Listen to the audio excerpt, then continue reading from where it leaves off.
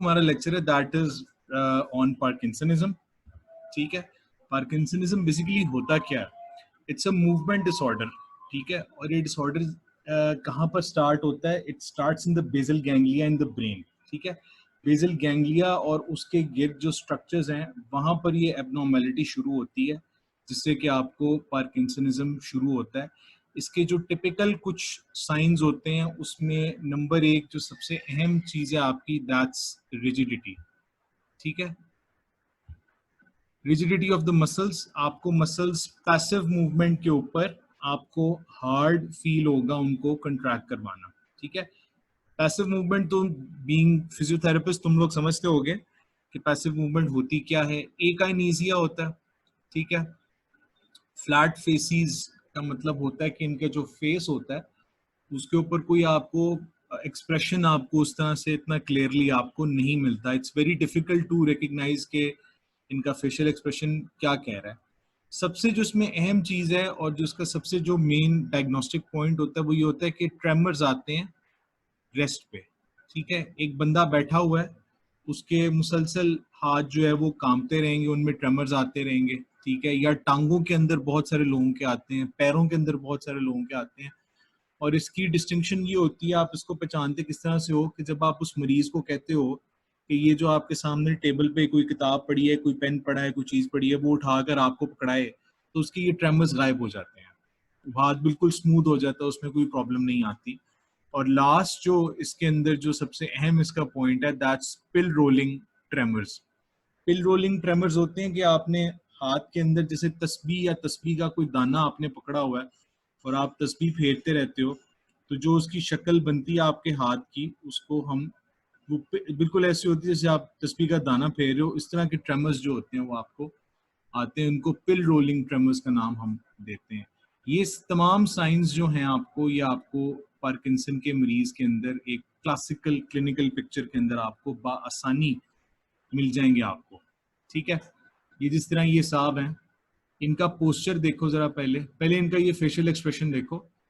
Facial expression reduced है, आपको कुछ पता नहीं चल रहा है ये हंस रहे हैं, रो रहे हैं, गुस्से में हैं। ठीक है, और इनका जो एक्सप्रेशन है वो बिल्कुल जैसे बंदा घूर रहा होता है किसी एक जगह के ऊपर, लेकिन कोई खास इनका वो आपको पता नहीं चल रहा इनका मूड कैसा है। ठीक है, ड्रूलिंग भी कुछ केसेस के अंदर होती है।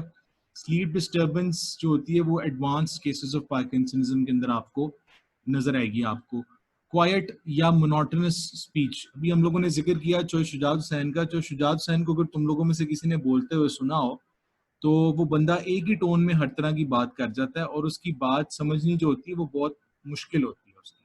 ठीक है, फिर इसका ये देखो, इसके रेस्टिंग ट्रेमर्स आ रहे हैं। ठीक है, इसकी एक टिपिकल सी ये गेट होती है, इसकी जो चाल होती है ना जी, वो शॉर्ट स्टेप्ड होती है। ये छोटे छोटे कदम उठाएगा आपका पेशेंट जो है और शफल करेगा। मसलन ये पैर आगे जा रहा है, ये पैर फिर पीछे से यूं आगे आएगा, फिर ये वाला पैर उसको पीछे से आगे कवर करेगा। जैसे सिजर्ड गेट नहीं होती जैसे, या आप एक लाइन के ऊपर चलने की कोशिश कर रहे होते हैं, इसको शफलिंग, शॉर्ट शफलिंग गेट इसको कहते हैं। ठीक है, फिर इसका पोस्चर देखो यहाँ पे, ये कमर आगे की तरफ थोड़ी सी झुकी हुई है इसकी। ये बड़ा टिपिकल सा एक पोस्चर होता है पार्किंसन के मरीजों का। और साथ में ये गेट जो होती है वो आपको बता देती है कि this guy is suffering from parkinsonism. ठीक है, पैथोफिजियोलॉजी में अगर इसकी जाते हैं तो आपको सबसे जो अहम चीज मिलती है, that's a decrease in the dopamine levels. Dopamine हम लोग पीछे पढ़ते आए हैं कि डोपामीन एक इंतहाई अहम न्यूरोट्रांसमीटर है।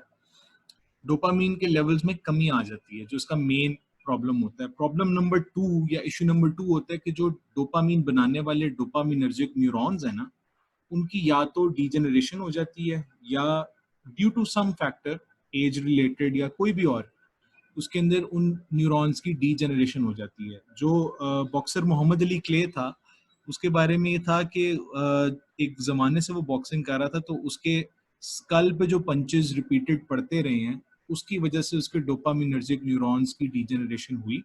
That led to a decrease in the level of dopamine. ठीक है, साथ ही साथ there is a reduction of the normal dopaminergic neurotransmission. ठीक है, जिससे कि जो एक्साइटेटरी कोलिनर्जिक न्यूरॉन्स के जो एक्शन है उसके ऊपर एक्सेसिव एक्साइटेशन होती है, एक्सेसिव उसके ऊपर जो है वो आपकी मस्कुलर मूवमेंट जो है वो आती है। पैथोफिजियोलॉजी समझने के लिए तुम लोगों को मैं एक वीडियो दिखाता हूँ।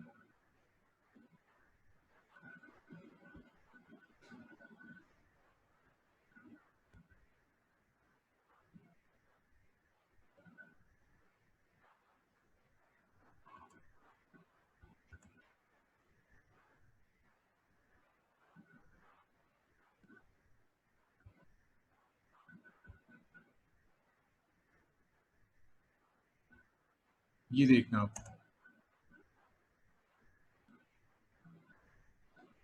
It's a very brief introduction of parkinsonism. ये आपका ब्रेन के अंदर बेसल गैंग्लिया के अंदर सब्सटेंशिया नाइग्रा है, ठीक है, न्यूरोएनाटमी याद करो।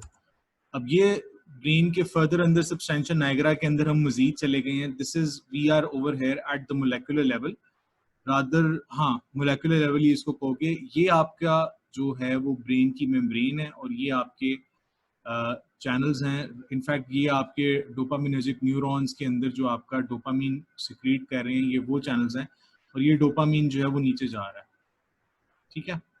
इस डोपामीन ने जाकर अपने रिसेप्टर पे जाकर अटैच होने और इस तरह से एक नॉर्मल जो आपकी मस्कुलर मूवमेंट है, कोऑर्डिनेटेड मस्कुलर मूवमेंट है, वो आपकी होती है। आपका कंट्रोल होता है कि आपने कहाँ पर हाथ हिलाना है, कहाँ पर आपने हाथ नहीं हिलाना आपने,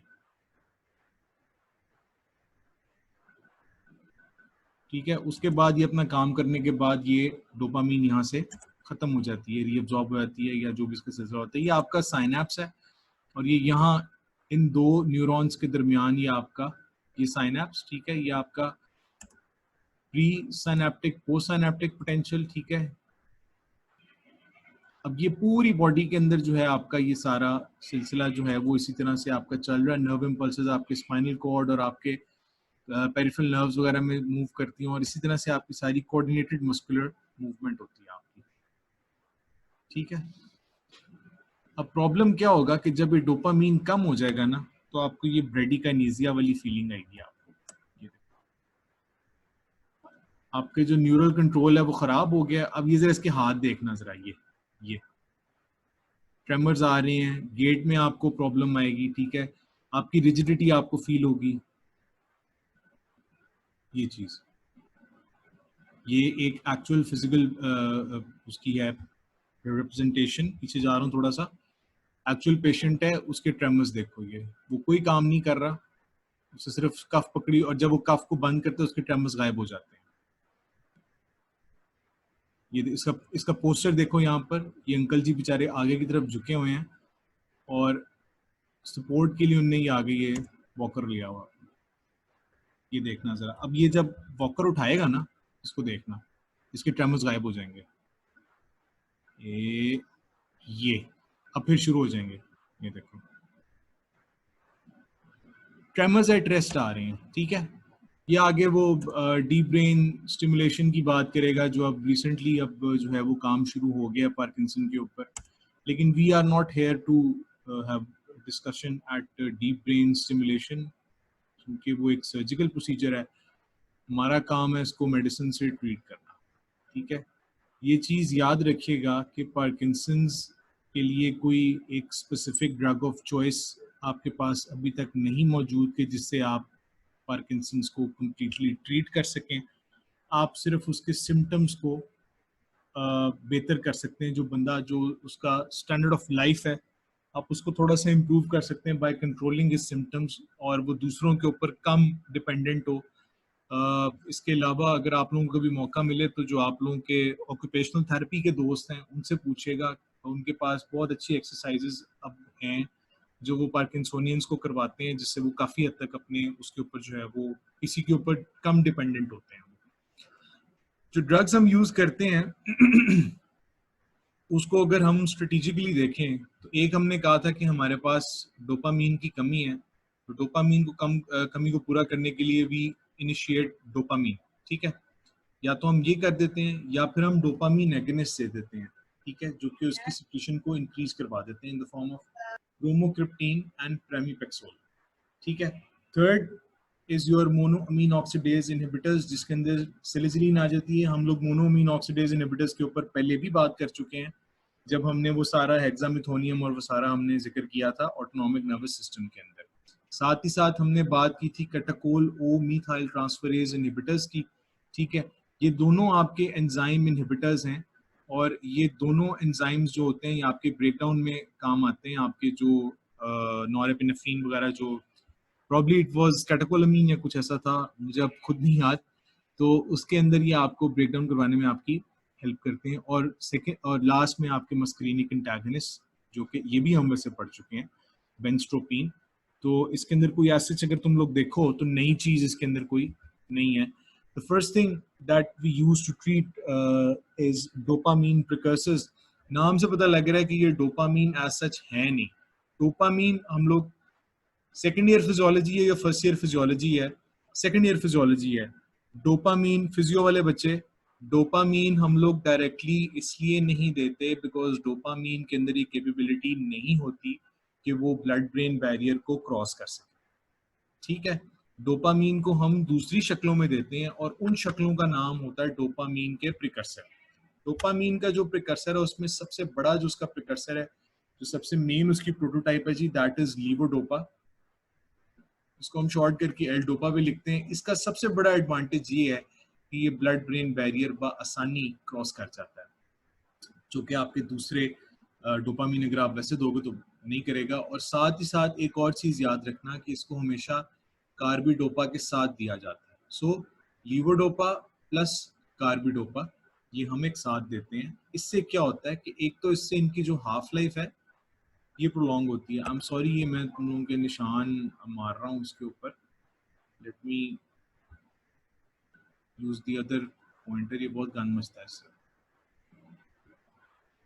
अच्छा, एक तो ब्लड ब्रेन बैरियर क्रॉस करने के लिए हम इसको लीवोडोपा की शक्ल में देते हैं। कार्बिडोपा के साथ इसको कंबाइन करके इसलिए दिया जाता है क्योंकि एक तो इसकी हाफ लाइफ प्रोलॉन्ग होती है। हाफ लाइफ जितनी ज्यादा प्रोलॉन्ग होगी उतनी ज्यादा देर ये आपके सिस्टम के अंदर, आपके ब्रेन के अंदर मूव करेगा। आपको डोज, जो रिपीटेड डोजेज है वो आपको उतनी कम करनी पड़ेगी, ठीक है। इसीलिए इसको हम कार्बिडोपा के साथ देते हैं। और साथ ही साथ जो लीवोडोपा अगर आप कार्बिडोपा के साथ देते हो तो उसमें कम डोजेज जो होती है, मैंने अभी बात की, इट्स मोर इफेक्टिव। और साथ ही साथ आपको जो साइड इफेक्ट्स आते हैं उनमें काफी हद तक कमी हो जाती है इसकी, ठीक है। अगर तुम लोग इस डायग्राम को देखो तो this is the blood brain barrier और ये आपका पेरिफेरी है जो पर्पल मूव कलर का है, और ये जी आपका ब्रेन है। अब आपके जो लीवोडोपा है it crosses the blood brain barrier, ठीक है।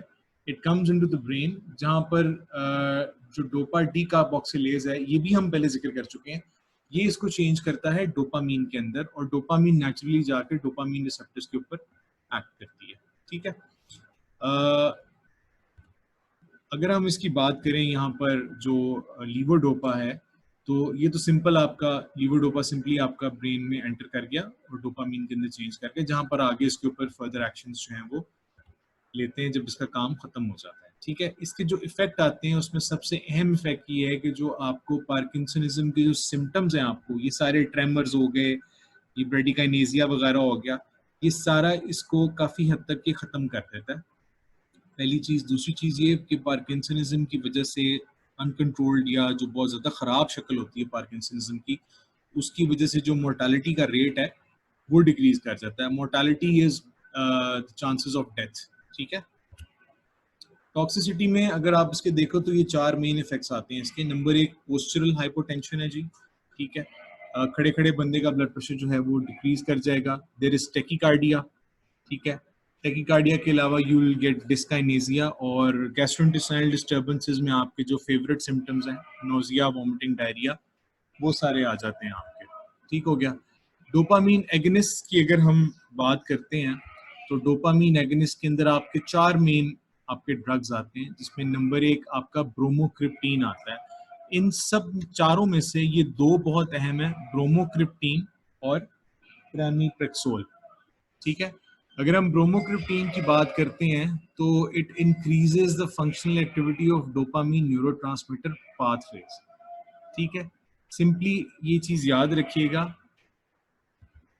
अगर आप इसकी ये डायग्राम देखो तो आपको यहाँ पर ये ब्रोमोक्रिप्टीन जो है वो नजर आएगा। आपको ये डोपामीन रिसेप्टर्स के ऊपर जो डोपामीन की अटैचमेंट है उसको ज्यादा इफेक्टिव कर देता है। This is how it works.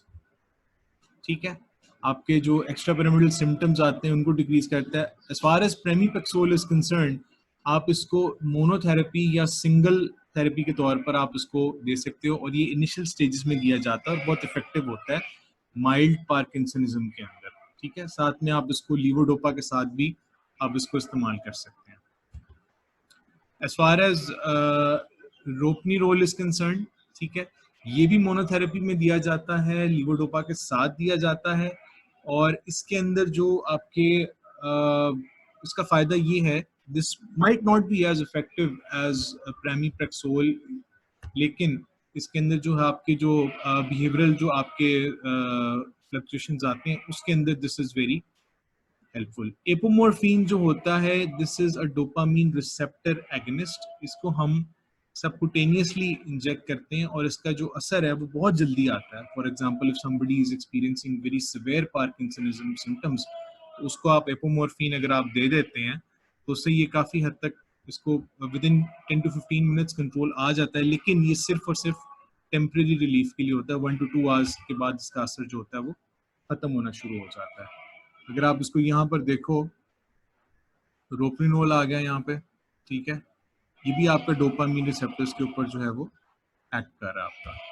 ठीक हो गया।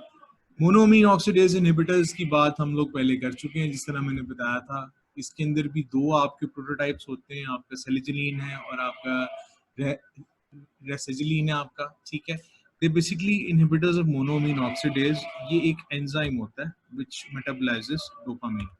अगर तुम लोग इस फ्लो चार्ट के अंदर देखो इसको, ठीक है, तो डोपामीन के ऊपर ये मोनोअमीन ऑक्सीडेज इनहिबिटर्स जो हैं वो ऐड कर रहे हैं ताकि वापस उसको जो है वो डोपैक में चेंज कर दें उसको।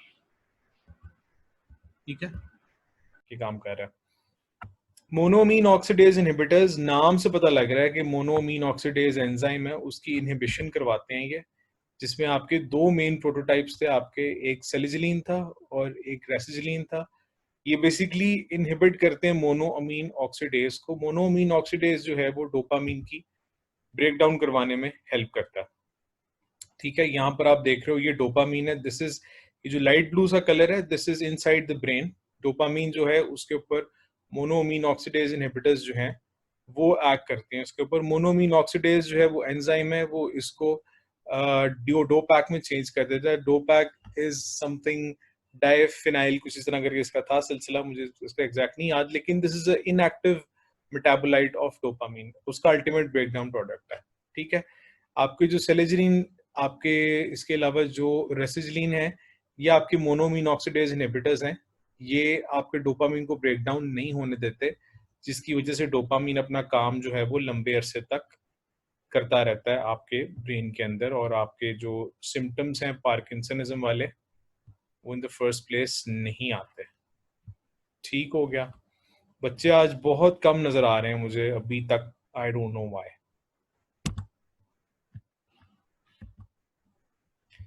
COMT इनहिबिटर्स, जिसको हम कैटाकोल ओ मिथाइल ट्रांसफरेज का नाम भी देते हैं, COMT को। COMT is basically an enzyme, ठीक है, कैटाकोल ओ मिथाइल ट्रांसफरेज। ठीक है, कैटाकोल ओ मिथाइल ट्रांसफरेज, नाम से पता लग रहा है ये एज, this is basically an enzyme.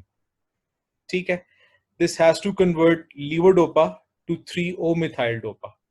ठीक है, अगर आप यहां पर देखो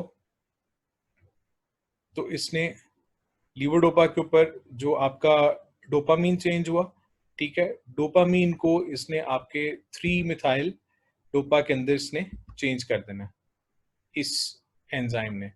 ठीक है, अगर आप इसकी इनहिबिशन करवा देंगे, टोलकापोन इसका प्रोटोटाइप है, इसकी इनहिबिशन करवाने से ये इस प्रोडक्ट के अंदर चेंज नहीं होगा, this will stay as dopamine.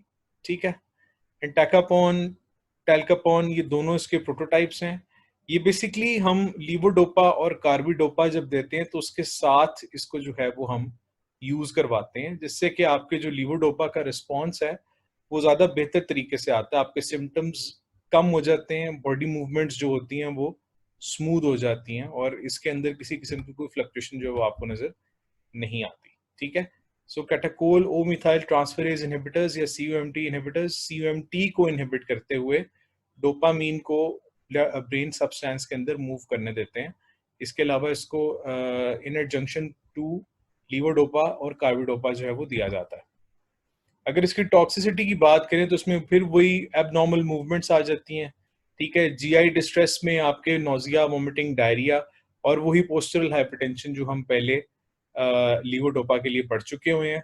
ठीक है, अदर देन दैट बंदे की जो नींद होती है वो खराब होती है और जो इसका एक बड़ा स्पेसिफिक सा इफेक्ट है वो ये है कि यूरिन का जो कलर है वो ऑरेंज हो जाता है ये ड्रग यूज करने से। ठीक है, अमेंटाडीन एक और टाइप ऑफ ड्रग है जो कि पार्किंसनिज्म में दिया जाता है। अमेंटाडीन से पहले जो आपको 4 मैंने ड्रग्स बताए हैं, पीछे जा रहा हूँ, सीयूएमटी इनहिबिटर, मोनोअमीन ऑक्सीडेज इनहिबिटर, आपके डोपामीन एगनिस्ट और आपके लीवोडोपा या डोपामीन प्रिकर्सर्स, ये 4 आपके जो ड्रग्स हैं यही मेनली इस्तेमाल होते हैं पार्किंसन के इलाज के लिए।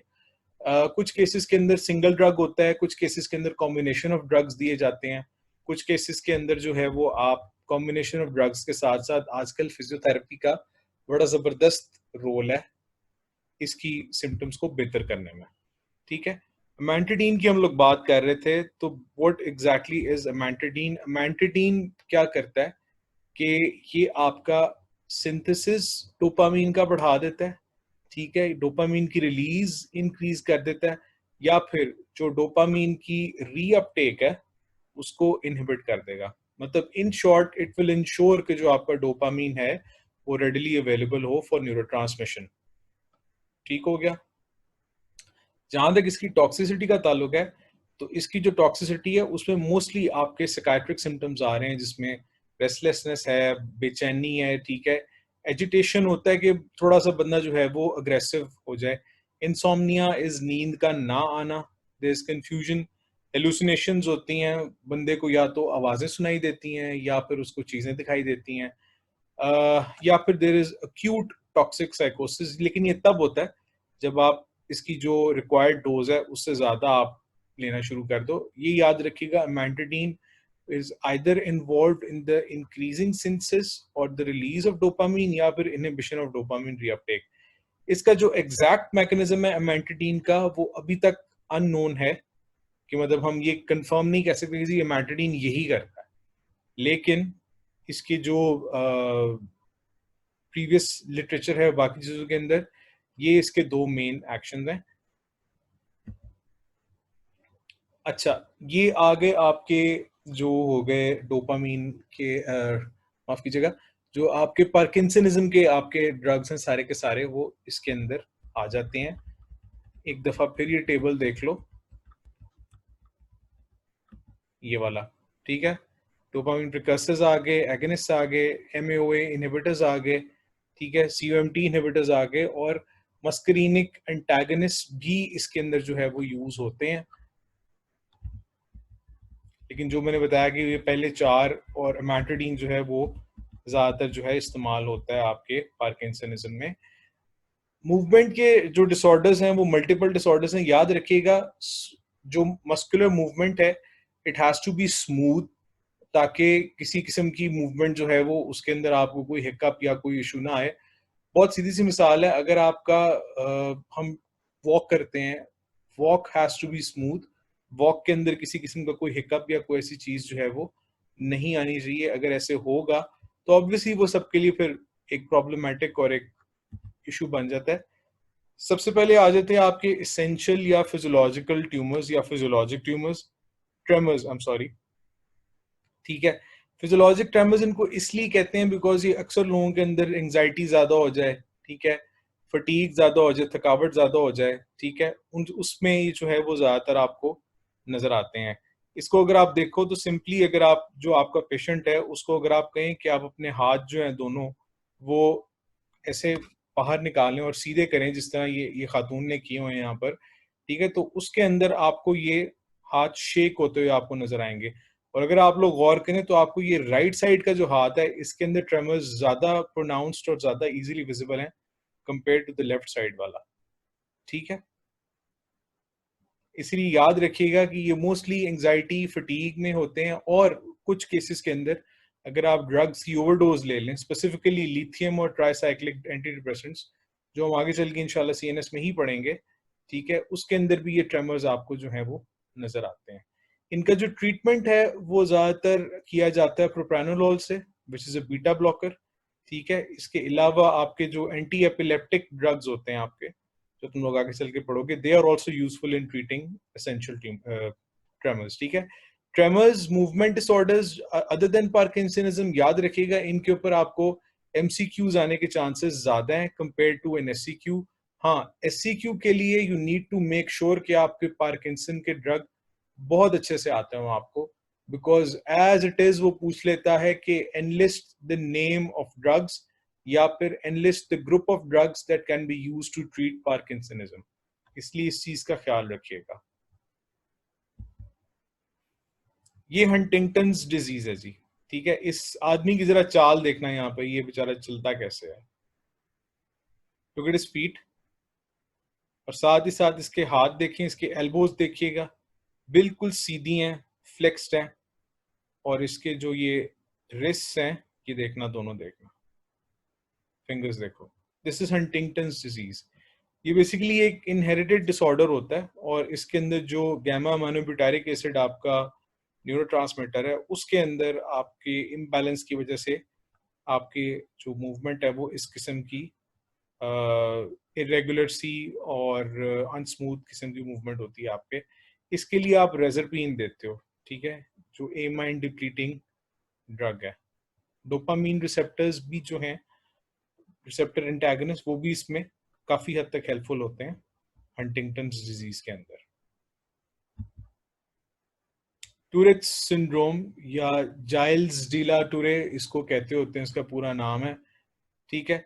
ये एक फिल्म आई थी रानी मुखर्जी की, I don't exactly remember the name of this movie, I think हिचकी, या हिचकी नाम था इस फिल्म का। और इसमें ये एक स्कूल टीचर होती है, और इसको कई जगहों से जो है वो जॉब से निकाल देते हैं, बिकॉज इसका प्रॉब्लम ये होता है कि she is suffering from this Tourette syndrome, और इसके अंदर ये बेसिकली हकलाना शुरू कर देती है जब भी ये एक्साइटेड होती है या फटीग में होती है। ये जो साहब हैं, ये एक और प्रेजेंटेशन है टूरेट सिंड्रोम की। अब इसको देखना कि यहाँ पर बैठा हुआ है आराम से, और ये बैठे बैठे इसको, ये टिक्स इसको कहते हैं टूरेट सिंड्रोम की, वो इसको आनी शुरू हो गई हैं। ये देखो, अच्छा भला बैठा होगा, कोई चीज कुछ भी नहीं कर रहा, ये ऑटोमेटिकली इसको ये, इसका सर देखना, इसका हेड देखना, ठीक है। इसको हम टूरेट सिंड्रोम कहते हैं, या इसका पूरा नाम है जाइल्स डिला टूरेट, जिसने इसको, I don't know, something to do with this Gilles de la Tourette बंदा, ठीक है। इसके लिए आप हेलोपेरिडोल दे देते हो, ठीक है, और डोपामीन D2 रिसेप्टर ब्लॉक कर देते हो आप उसमें, ठीक है। This is for Tourette syndrome, ठीक हो गया। अब this is a case of Wilson's disease. Wilson's disease में क्या होता है? विल्सन्स डिजीज एक इनहेरिटेड डिसऑर्डर है। आपकी बॉडी के अंदर जो डाइट के थ्रू या किसी और चीज के थ्रू कॉपर जब जाता है तो उसको मेटाबोलाइज किया जाता है, मेटाबॉलिज्म के बाद उसको जो है वो बॉडी में से बाहर निकाल दिया जाता है, ठीक है। अब विल्सन्स डिजीज के अंदर प्रॉब्लम ये होती है कि जो आपके कॉपर के सॉल्ट्स हैं, ठीक है, इनकी लिवर के अंदर डेपोजिशन शुरू हो जाती है, दूसरे टिश्यूज के अंदर जो है वो डेपोजिशन शुरू हो जाती है। इस डिपॉजिट, कॉपर डिपॉजिट की वजह से आपके जो सिम्टम्स आते हैं वो ज्यादातर हेपेटिक सिस्टम को आपके इन्वॉल्व करते हैं, या फिर आपके न्यूरोलॉजिकल सिम्टम्स को आपके जो न्यूरोलॉजिकल सिस्टम्स है उसको इन्वॉल्व करते हैं। और जब ये न्यूरोलॉजिकल सिस्टम्स इसके अंदर इन्वॉल्व हो जाते हैं तो this disease can become extremely fatal. अब यहाँ पर इस बच्चे के जरा हाथ देखो, और ये देखो किस कदर ये, इसके हाथों को पैसिवली मूव करना जो है वो मुश्किल हुआ हुआ, ठीक है। एक और तुम लोगों को दिखाता हूं मैं वीडियो। इसको हम विंग फ्लैपिंग या बैट विंग फ्लैपिंग इसको ट्रेमर कहते हैं, और ये स्पेसिफिकली आता है विल्सन डिजीज के अंदर। जरा इसके ये दोनों बाजू देखना अभी जरा।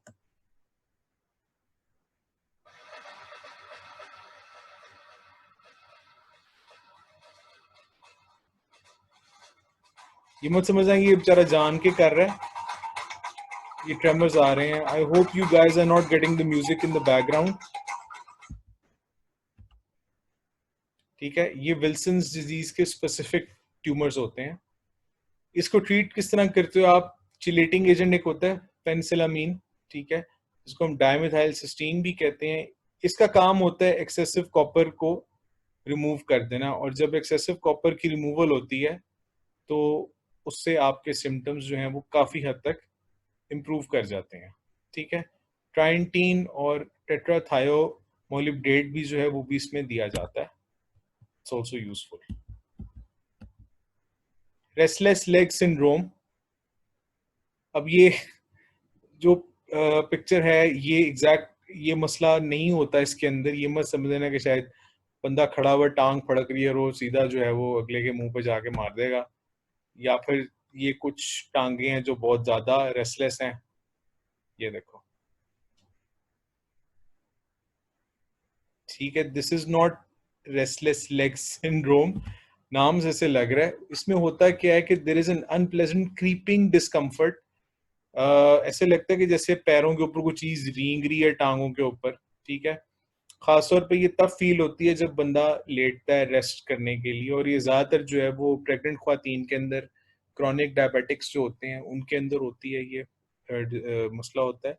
इसके अंदर डोपामिनर्जिक थेरेपी दी जाती है, और डोपामिनर्जिक थेरेपी से मतलब है कि आपने डोपामीन के एगनिस्ट दे दिए, जिसमें प्रेमीपेक्सोल और रोपिनरोल जो भी हम पीछे पढ़ के आए हैं वो काफी हद तक यूजफुल होते हैं इसके अंदर। ठीक है, ओपियोइड एनाल्जेसिक्स भी दिए जाते हैं जो आगे चल के हम पढ़ेंगे इंशाल्लाह। बेंजोडाइजेपिन्स जो लास्ट चैप्टर में लास्ट हमने उसमें पढ़ी थी, डाइजिपाम हो गया, इस तरह की चीजें, एल्प्राजोलैम हो गया, वो दी जाती हैं इसके अंदर। और कुछ हद तक एंटी कन्वल्सेंट्स जो हैं वो दिए जाते हैं इसके अंदर।